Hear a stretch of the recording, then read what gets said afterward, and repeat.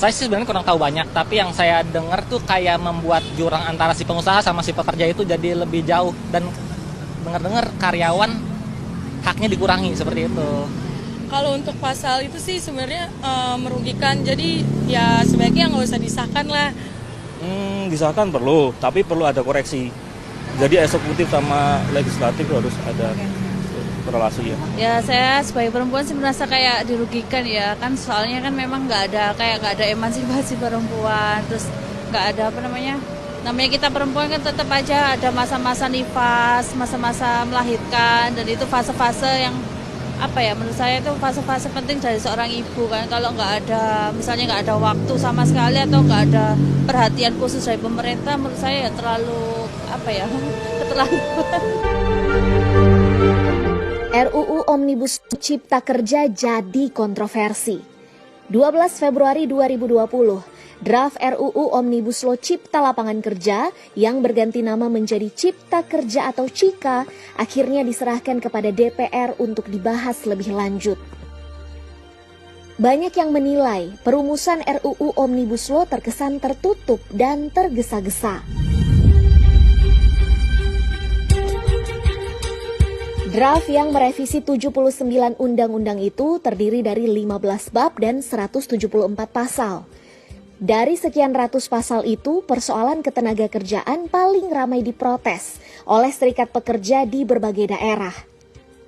Kalau memang jalan konsep dialog yang kami lakukan, memberikan masukan-masukan, memberikan semua hal yang berkaitan dengan regulasi di Indonesia, dan tidak didengar, kami pastikan Majelis Pekerja Buruh Indonesia akan segera melakukan aksi demo terbesar di Indonesia.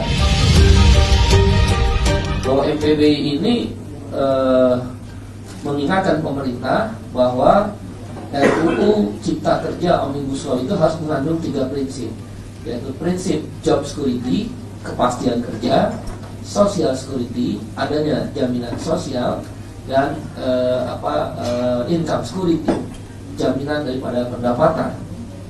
Nah, dari tiga prinsip ini ternyata tidak dikandung oleh RUU Cipta Kerja Omnibus Law. Turun dampak-dampak kepada pekerja buruh. Kalau kita bicara tadi bahwa ada dasarnya 27 Undang-Undang 45 dan 28 itu negara menjamin bahwa pekerja buruh mendapatkan pekerjaan yang layak, upah yang layak, lalu penghidupan yang layak. Ini bertentangan. Kritik muncul terhadap 5 hal yang dibahas di klaster ketenagakerjaan, mulai dari hubungan kerja, waktu kerja, pengupahan, PHK dan pesangon, serta tenaga kerja asing. Untuk sistem hubungan kerja misalnya, dihapuskannya pasal 59 Undang-Undang Ketenagakerjaan tentang perjanjian kerja waktu tertentu alias kontrak dan diubahnya pasal 56. Pekerja PKWT bisa dipekerjakan untuk segala jenis pekerjaan dan tanpa batasan waktu status kontrak. Di pasal berikutnya, pekerja bisa dipecat jika perjanjian kerja berakhir dan pekerjaan dianggap selesai. Uang kompensasi hanya diberikan kepada pekerja yang telah bekerja selama setahun. Besarannya diatur kemudian lewat peraturan pemerintah. Kemudian dihapuskannya pasal 64 hingga 66 tentang pekerja outsourcing. Hal ini memungkinkan pekerjaan core business pun di-outsourcekan. Perubahan di pasal 93 menghapus kewajiban pengusaha untuk tetap membayar upah pekerja meski berhalangan karena haid hari pertama, menikah, menikahkan, mengkhitankan, membaptiskan, melahirkan, atau karena keluarga meninggal, melaksanakan kewajiban terhadap agamanya atau ibadah, dan tugas pendidikan. Belum lagi soal sistem waktu kerja. Waktu kerja diubah menjadi paling lama 8 jam sehari dan 40 jam sepekan. Sementara kewajiban memberi libur hanya 1 hari dalam seminggu. Jam lembur juga diperpanjang menjadi maksimal 4 jam sehari. Padahal sebelumnya paling banyak 3 jam sehari. Aturan yang paling keras diprotes tentu soal upah, karena menghapus upah minimum kota dan upah sektoral. Padahal di beberapa daerah, upah minimum kota dan sektoral bisa lebih tinggi dari upah minimum provinsi. Kenaikan upah pun memungkinkan hanya berdasar pertumbuhan ekonomi tanpa mempertimbangkan inflasi. Mungkin perlu saya sampaikan dulu bahwa jangan dibedakan bahwa ini untuk kepentingan pengusaha, ini untuk kepentingan buruh. Jangan dibedakan itu. Pengusaha juga menyadari kok ini bukan zamannya upah murah, nggak ada. Justru kita ingin meningkatkan produktivitas. Kalau hal-hal yang dianggap seperti upah minimum kan tetap ada, gitu ya. Upah minimum tetap ada.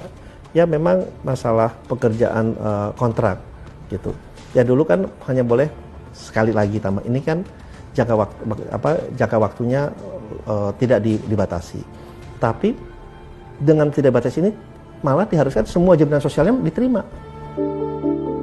Perubahan pasal ketenagakerjaan adalah bagian dari visi dikeluarkannya Omnibus Law untuk menaikkan investasi. Katanya investasi susah masuk ke Indonesia. Salah satunya karena mahalnya biaya tenaga kerja di negeri ini. Padahal investasi dinilai bisa meningkatkan pertumbuhan ekonomi.